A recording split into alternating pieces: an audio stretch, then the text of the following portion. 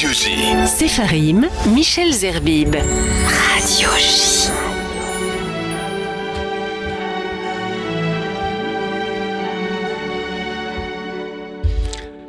Sepharim sur Radio J, c'est votre rendez-vous avec les livres, parfois le livre, bien sûr avec des auteurs engagés, forcément engagés sur Radio J, des conversations libres aussi sur la culture, juive ou pas, l'histoire, la philosophie et bien évidemment la politique. Et aujourd'hui justement, c'est un politique que nous recevons, un militant jeune, brillant et courageux de gauche, ça existe. Bonjour Amin El-Khatmi. Bonjour Michel. Merci d'être avec nous sur Radio J. Vous nous revenez avec cette façon, vous avez aussi de vous exprimer en dehors des plateaux et des conférences publiques par le livre. Vous nous revenez avec un livre qui s'appelle « Cynisme, dérive et trahison » avec un sous-titre éloquent. Comment Macron et Mélenchon sont devenus les marchepieds du RN, du Rassemblement National. C'est chez HarperCollins. Alors, je vais vous poser, cette émission est un peu plus intimiste, si j'ose Très dire. Bien, ça me va on va bien. pas parler que de la politique, mais on sera obligé d'en parler. Si vous deviez vous présenter en quelques mots à nos auditeurs, même s'ils vous connaissent depuis plusieurs années, vous diriez quoi en 3 mots ? En 3 mots seulement, vous êtes dur, Michel. Écoutez, je dirais que je suis un militant patriote qui aime son pays, qui défend quelques-uns de ses grands principes, à commencer par la laïcité. Voilà, si vous voulez une synthèse rapide. Voilà, ça c'est une synthèse rapide, mais on va voir tout au long de l'émission qu'on va pouvoir décliner tous ces éléments. Alors, puisque vous êtes là, vous êtes un homme politique et on est quand même dans l'actualité, même si on va parler de la littérature. La loi immigration retoquée par le Conseil constitutionnel, vous en êtes satisfait ? Ah bah non. D'abord, quelle mascarade. Enfin, c'est absolument invraisemblable ce à quoi nous avons assisté. Un gouvernement qui présente un texte, qui va reprendre les amendements de la droite parce qu'il n'a pas de majorité. Les amendements de la droite étant repris, vous avez l'aile gauche du « et en même temps » qui proteste et qui menace sous la conduite du président de la commission des lois, Sacha Houlié, de faire dissidence.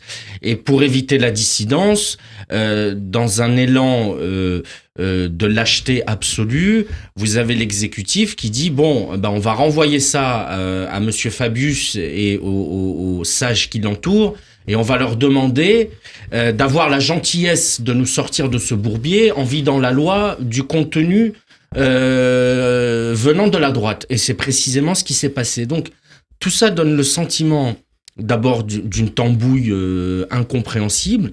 Et puis, excusez-moi, il n'est pas question de remettre en cause les institutions ou de virer factieux ou de contester l'état de droit, de dire simplement que lorsque vous avez une écrasante majorité de Français qui veulent stopper les flux migratoires ou à minima mieux les contrôler, qui veulent que notre pays puisse avoir le choix de décider qui peut venir et qui ne le peut pas. C'est pas être fasciste et nazi que d'être ça. C'est si peu être fasciste et nazi que d'être ça que les socialistes danois ont précisément appliqué cette politique et ont par là même réussi à se faire réélire et à être encouragés par le peuple danois. Et donc, nous, en France, vous en avez une écrasante majorité de Français qui veulent ça. Et en face, vous avez des politiciens qui ne sont pas à la hauteur. Je dis très tranquillement à tous ceux qui bavardent sur le respect de l'état de droit que lorsque, excédés, les Français finiront par élire Madame Le Pen à la présidence de la République, ils n'auront plus que leurs yeux pour pleurer.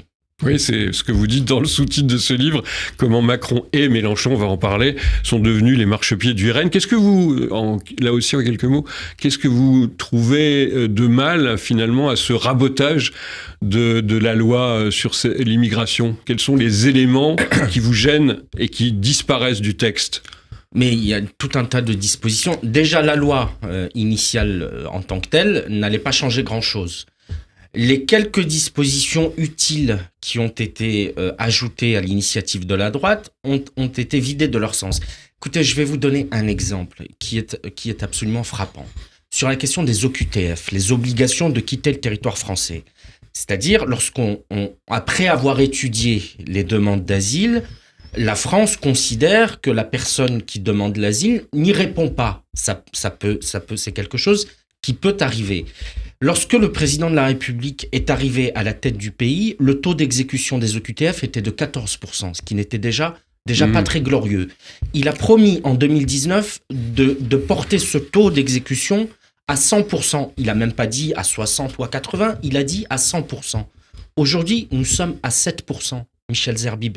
S'il fallait ne citer qu'un exemple de l'impuissance de l'État à appliquer les règles, d'un État qui s'occupe avec beaucoup de force du superflu et du détail et qui ne parvient jamais à s'occuper de l'essentiel, donnant ainsi à voir aux Français toute l'étendue de son impuissance, eh bien cet exemple-là des OQTF serait le meilleur exemple parmi tous les exemples. Et vous diriez, comme je vais poser la question un peu irrévérencieuse, comme Zemmour, finalement on n'a pas besoin d'immigration en France ?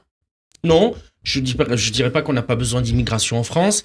La France a une tradition d'accueil qui est à son honneur et qu'il faut maintenir. Moi, une femme qui fuit les mollahs iraniens et qui veut venir en France, je lui ouvre les portes et les fenêtres. Elle a vocation à venir.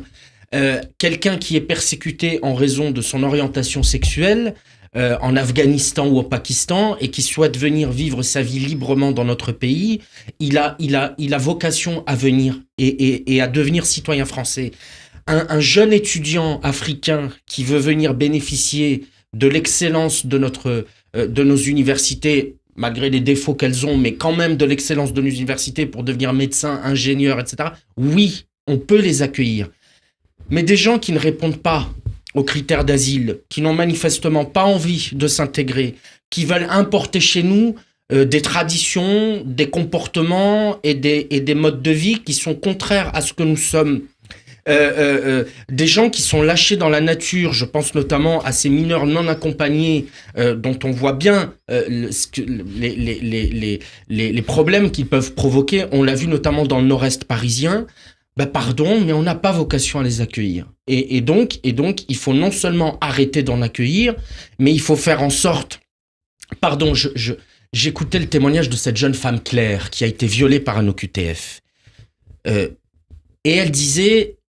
Évidemment, déjà, être violé, c'est horrible, mais quand on est violé par quelqu'un qui n'avait pas vocation à être sur le sol, qui aurait dû être accompagné, c'est encore pire. Donc, il y a un moment, il va falloir se ressaisir et prendre des décisions. Amine El Khatmi est notre invité aujourd'hui dans Sepharim. Son livre s'appelle « Cynisme, dérive et trahison », paru aux éditions HarperCollins. On parle avec justement notre invité à la langue directe, sans langue de bois, c'est le cas de le dire. Quand vous êtes arrivé justement dans nos studios à Radio J, vous avez mis beaucoup de temps pour arriver. Oui. Alors disons un mot de la révolte, on peut dire, du monde paysan, du monde agricole.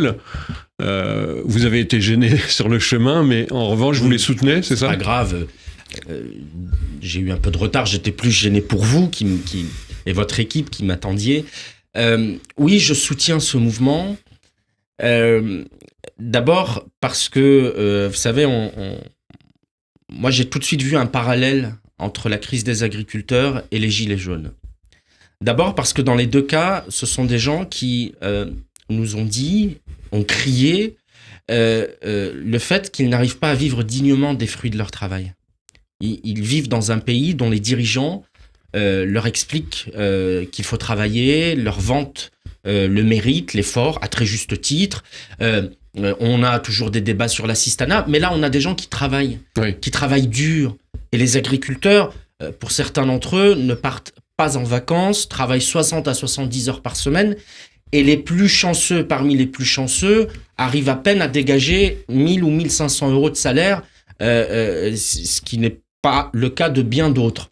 Et le deuxième parallèle, c'est la question territoriale, c'est que dans les deux cas, vous avez des gens, je parle des gilets jaunes du début, des ronds-points, pas ceux qui ont saccagé les avenues autour de nous ici à Paris, mais ceux du début, ils venaient de cette France des sous-préfectures, c'est-à-dire de territoires périurbains et ruraux, où à peu près tout a disparu. On a fermé des écoles, on a fermé des hôpitaux, on a fermé des lignes de bus, on a fermé des lignes de train, on a fermé les bureaux de poste, enfin on a à peu près tout fermé. Et en plus, on leur donne des leçons de morale et on leur dit de pas prendre la voiture et on leur dit qu'ils polluent et que ce sont des salauds d'agriculteurs. Ouais. Et donc dans les deux cas, j'ai vu ce parallèle-là et donc oui, moi je soutiens ce mouvement. On n'est pas loin de l'explosion puisque dans une émission littéraire, on pourrait citer le roman de Michel Houellebecq, Sérotonine, qui racontait une possibilité aussi d'explosion sociale du côté du monde de l'agriculture. On peut le souligner. Alors, dans Cynisme, dérive et trahison, vous qui êtes l'ancien président du mouvement du parti Printemps républicain, vous êtes entré au Parti socialiste très précocement à l'âge de 15 ans et vous essayez de raconter en fait tout ce qui constitue l'identité française, comme vous venez de le rappeler, et vous êtes devenu, bon an, mal an, plutôt mal an, vous êtes devenu une cible pour la gauche politique et médiatique. Pour quelle raison ? Parce que je tiens un discours qui dérange, voilà. Vous savez, dans l'espace médiatique, vous devez cocher des cases. Vous devez rentrer dans un logiciel. Oui. Moi, comme arabe, comme racisé, comme on dit aujourd'hui, je dois tenir le rôle de la victime. Dans le grand théâtre médiatique, mon rôle, le rôle des gens comme moi, c'est d'être les victimes. Oui, la deuxième, troisième génération. C'est-à-dire, oh là là, mais quelle horreur, la France est raciste, et puis tous les policiers sont des salauds et des fachos d'extrême droite, et la justice est raciste, et mon Dieu, que le souvenir du passé colonial de la France pèse sur nos épaules, et vous devez geindre, chouiner et pleurer du matin au soir et du soir au matin pour vous présenter donc comme victime. Moi, c'est un discours que je ne tiens pas d'abord vous parce que supportez je ne pas l'idée pas. De victimiser une population. Non, moi je ne suis pas une pauvre victime, ça va. Alhamdoulilah, comme on dit chez moi. Évidemment, je ne nie pas la réalité. Il y a des racistes en France, il y a sans doute, oui, des policiers qui se comportent mal, il y a des gens qui n'arrivent pas à trouver de boulot, mais on n'est pas dans un pays structurellement raciste ou structurellement islamophobe. Et donc, comme je refuse de tenir ce discours, je ne réponds pas à un certain nombre de cases. Je vais vous dire quelque chose. En plus, là, vous faites de la peine, si j'ose dire, à votre camp de départ, c'est-à-dire la gauche et même le Parti socialiste. Oui, mais parce qu'ils ont tout trahi. Enfin, pardon, moi j'arrive dans un PS, un Parti socialiste, dans les années 2000, qui n'était certes pas parfait, mais qui était universaliste, qui défendait la laïcité. Parmi les avocats les plus flamboyants de la laïcité dans les rangs du PS à l'époque, il y a un certain Jean-Luc Mélenchon. Bon. Oui. C'est pour vous dire, comme cette histoire paraît ancienne. Donc voilà. Moi, vous savez, on aime assez peu les cousins trublions qui viennent mettre toujours les problèmes sur la table. Mmh. On aime bien parfois que les problèmes restent un peu sous la nappe, et moi, j'ai plutôt tendance à les mettre sur la table. La gauche, vous restez un homme de gauche, vous dites même, moi, je n'ai jamais quitté la gauche, mais c'est peut-être la gauche qui n'est plus la gauche, c'est ça ? Oui, moi, je pense toujours... Je me considère toujours de gauche, au sens où je suis d'une gauche qui à la fois se bat pour, effectivement, la justice sociale, qui défend le travail, et qui, en même temps, qui veut que les gens vivent mieux, y compris vivent mieux des fruits de leur travail. Et en même temps, je suis d'une gauche républicaine qui aime l'ordre, qui aime l'autorité, qui est patriote. Je me définis comme souverainiste sur le plan économique notamment. Je pense qu'il faut défendre la souveraineté de la France, défendre sa souveraineté alimentaire, par exemple, puisque c'est le sujet de ces derniers jours. Quand on voit qu'on importe un certain nombre de produits de pays étrangers, alors que nous avons des agriculteurs en souffrance qui produisent ces mêmes produits et qui n'arrivent pas à les vendre, je me dis que notre pays ne défend pas, là, par exemple, sa souveraineté. Ce n'est pas normal.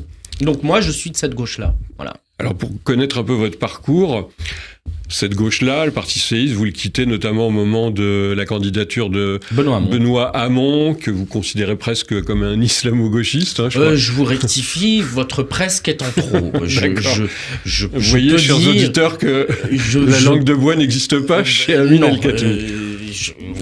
On peut, sans prendre de risques démesurés, considérer que Benoît Hamon est islamo-gauchiste. Et vous avez été donc le président du Printemps républicain. Et à cet égard, d'ailleurs, vous dédicacez ce livre à Gilles Bouvet. À Laurent Bouvet, un grand intellectuel, parce qu'il y aura Gilles Clavreul. Mais d'abord, Laurent Bouvet, c'est important pour vous. Ça a été une rencontre décisive au plan politique. Oui, sur le plan politique, intellectuel, humain. Laurent Bouvet fait partie de ceux qui ont été parmi les premiers à alerter la gauche. J'invite d'ailleurs les auditeurs à se procurer ces livres parce qu'ils restent d'une actualité incroyable. Je pense au Sens du peuple, par exemple. C'est lui qui a théorisé l'insécurité culturelle, qui aujourd'hui est reprise par tous les politiques. C'est lui qui a été le premier à dire, à poser cette idée sur le fait que ces mots sur le fait que les Français commençait à être inquiet, notamment face à la montée de l'islamisme.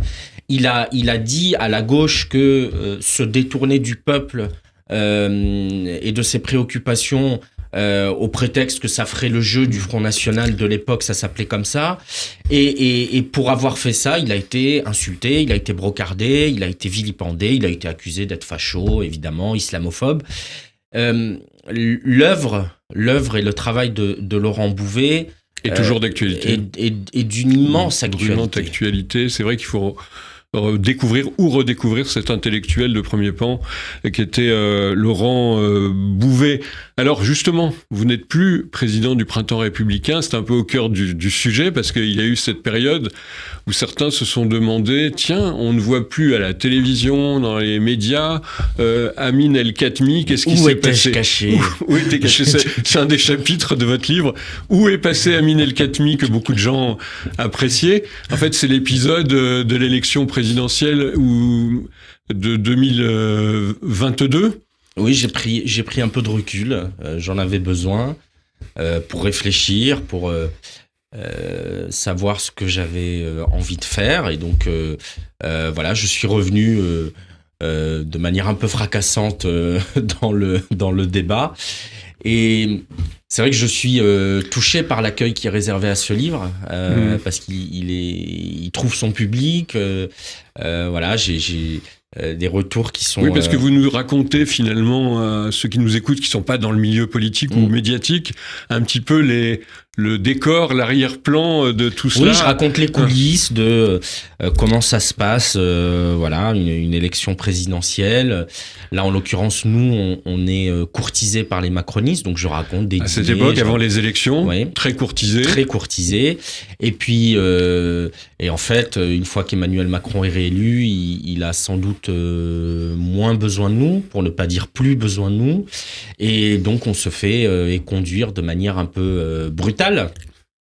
Donc voilà, c'est ce que je raconte dans ce livre. Mais ce n'est pas un livre de vengeance ou de règlement de compte. De ce que j'ai lu, oui, c'est un revanchard un peu aigri qui veut régler des comptes. Pas du tout. Je fais de la politique et donc je réponds politiquement à ce qui a été un choix politique d'Emmanuel Macron de se séparer de la gauche républicaine. Restons un instant sur Emmanuel Macron. Le titre de votre livre, c'est aussi, le sous-titre, c'est Macron est devenu le marchepied du RN. Vous exagérez peut-être un peu ? Écoutez, Amin El-Khatmi. Lorsque M. Macron arrive au pouvoir, Mme Le Pen et les siens ont 5 députés à l'Assemblée nationale.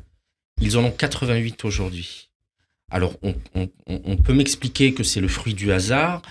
J'ai, moi, tendance à penser que M. Macron et sa politique, ils sont peut-être pour quelque chose. Et que l'absence de résultats sur les grands sujets... Regardez l'épisode des agriculteurs. On a des gens qui sont au pouvoir depuis 7 ans, des agriculteurs qui répètent quasiment au mot près la même chose depuis 30 ans. Il y a trop de normes, on a trop de paperasse, on n'arrive pas à gagner notre vie.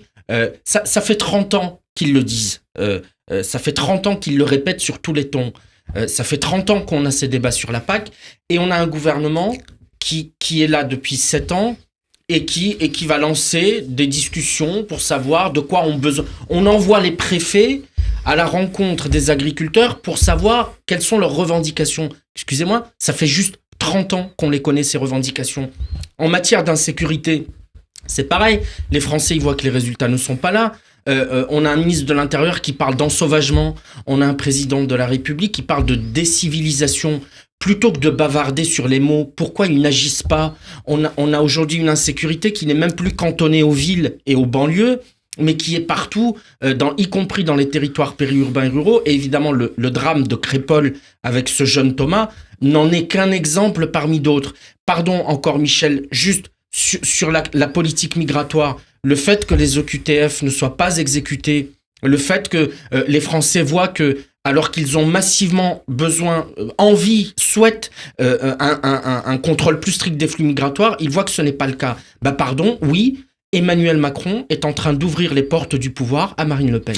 Vous écoutez Amine El-Khatmi, qui est notre invité aujourd'hui dans Sepharim, l'émission littéraire. Et évidemment, inévitablement, on parle de politique avec notre invité qui est enthousiaste au sens étymologique du terme. Il est dans ce combat politique très noble, la laïcité, la République, l'antiracisme et la lutte contre l'antisémitisme. Alors, on va se faire une petite pause. Très bien. Pour respirer ça permettra d'aller boire un verre d'eau. Et que vous avez choisi pour nos auditeurs. Serge est là pour nous réaliser.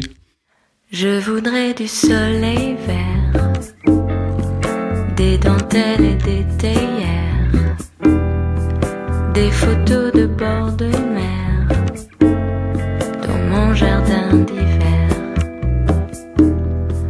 Je voudrais de la lumière, comme au Nouvelle-Angleterre. Je veux changer d'atmosphère dans mon jardin d'hiver. Ma robe à fleurs sous la pluie de novembre. Tes mains qui courent, je n'en peux plus de t'attendre. Les années passent, qu'il est loin l'âge tendre, nul ne peut nous entendre. Je voudrais du Fred Astaire, revoir un latte coère. Je voudrais toujours te plaire dans mon jardin d'hiver. Je veux déjeuner par terre, comme au long des golfes clairs, t'embrasser les yeux ouverts. Ah, c'est beau, hein, c'est l'émission Sepharim, une jolie chanson. Amine El-Khatmi, vous avez choisi donc Jardin d'hiver, la chanson de Kerenan. D'abord parce que c'est une amie, parce que sa chanson est magnifique. Cette version est magnifique, la version d'Henri Salvador, puisqu'elle a été composée, écrite pour lui, est sublime. Et j'ai choisi cette chanson au-delà de l'amitié pour Kerenan, parce que je voulais lui rendre hommage. Elle a fait partie des rares chanteuses et des rares artistes français qui ont pris la parole après le 7 octobre. Oui, très rare. Dans l'immense océan de lâcheté qui a vu les uns et les autres très prudemment couper le son et la voix, il y a quelques artistes qui se sont levés pour la justice, comme on dirait pour Dreyfus. Et donc Kerenan s'est exprimée sur les réseaux sociaux. Elle est allée à des rassemblements pour demander la libération des otages. Ça ne vous rapporte rien. C'est peut-être même le contraire. Quand vous faites ça, vous pouvez perdre ce qui explique la lâcheté de beaucoup. Vous pouvez perdre ou des fans, vous pouvez perdre des gens qui auraient pu acheter vos chansons et qui ne le feront plus. Peut-être des gens qui envisageaient de venir à vos concerts et qui y renonceront. Il n'y a strictement rien à gagner sur le plan de l'intérêt personnel, mais sans doute y a-t-il à gagner sur le plan d'une forme d'honneur et de dignité. Voilà, et honneur Kerenan, Oui. comme Arthur et quelques autres, n'ont sans doute rien gagné sur le plan personnel, mais ils ont gagné en dignité. Et je voulais les saluer. La dignité, c'est important, se tenir debout face à la barbarie. Vous avez dédicacé aussi ce livre, non seulement à Laurent Bouvet, mais à Kfir et Ariel Bibas, kidnappés par le Hamas le 7 octobre 2023, qui nous rappelle qu'il y a encore des otages, et notamment des otages français. Je n'arrive pas à oublier le visage de ces deux petits. Je ne peux pas vous le dire autrement. En venant dans votre émission, je voyais les affiches collées par le collectif du 7 octobre. Je veux eux aussi leur rendre hommage. Ils sont extraordinaires. C'est ce collectif qui colle les affiches dans les rues. Ils le font eux aussi en prenant des risques, parce que coller à visage découvert des affiches d'otages dans les rues de Paris, ça ne vous rapporte pas que des applaudissements. Oui, vous pouvez aussi vous attirer l'intérêt de gens qui vous veulent du mal. Et ils s'en moquent bien, ils continuent depuis des semaines à coller ces affiches. Et je voulais rendre hommage aux membres de ce collectif. Vous avez raison, Amine El-Khatmi. Juste dire un mot de ceux qui... Je pourrais poser la question de cette manière-là, mais vous êtes déjà exprimé sur nos antennes sur la question Mélenchon, Jean-Luc Mélenchon, mais la LFI. Est-ce que vous diriez aujourd'hui que la France insoumise, c'est un adversaire politique ou un ennemi, surtout dans cette catégorie-là c'est un ennemi, évidemment. Moi, je ne les mets plus dans la catégorie des adversaires. Ce sont des ennemis. Je vais pas rappeler tout ce qu'ils ont fait depuis le 7 octobre, tout ce qu'ils ont dit sur le Hamas, tout ce qu'ils ont dit sur Israël, tout ce qu'ils ont, les initiatives qui ont pu être les leurs, le fait d'inviter la patronne du FPLP à l'Assemblée nationale. Donc, pour moi, ce sont maintenant des ennemis qu'il faut combattre avec beaucoup de vigueur. Voilà, c'est ce que vous faites toujours. On va terminer cette émission par la question traditionnelle sur un livre que vous avez aimé, ou en général de façon plus générale, et vous avez choisi un livre qui est quand même lié à notre histoire contemporaine. C'est celui de... Sophie Naoum, Les Derniers, ça s'appelle. J'invite vraiment vos auditeurs à soutenir ce projet. Sophie Naoum, depuis des années, elle recueille la parole des derniers survivants de la Shoah, des derniers témoins de la Shoah, puisque de fait, hélas, dans quelques années, ils ne seront plus là. Et donc, elle filme Ginette Kolinka, elle filme Esther Senot, elle en filme d'autres, elle recueille cette parole et elle la transmet pour que les générations qui viennent n'oublient pas. Et donc, elle a été l'une des premières à faire ça. Elle le fait avec une équipe remarquable. Elle va dans des écoles. J'aimerais d'ailleurs, je lance un appel à votre micro, à ce que les institutionnels la soutiennent plus.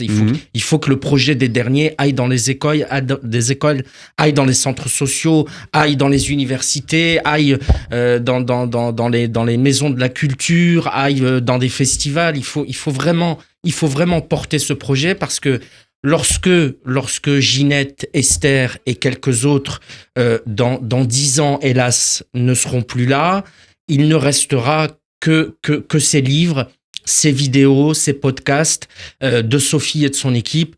Et donc ça, c'est un bien précieux qu'il faut défendre. Absolument. Merci infiniment, Amine El-Khatmi, d'avoir été notre invité dans cette émission Sépharim. On aura l'occasion, bien sûr, de reparler peut-être un peu plus de littérature. Je rappelle à nos auditeurs votre livre « Cynisme, dérive et trahison. Comment Macron et Mélenchon sont devenus les marchepieds du RN » chez HarperCollins. Et à très bientôt sur Radio J.